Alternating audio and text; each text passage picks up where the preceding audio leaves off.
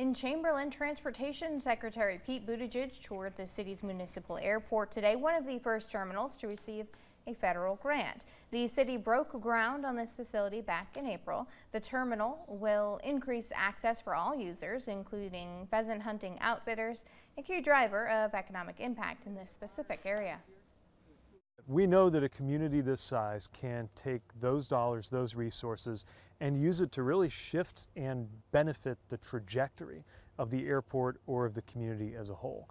And that's part of why I'm out here. I'm trying to send the message that you don't have to, a project doesn't have to be in the billions, and a population doesn't have to be in the millions in order to matter.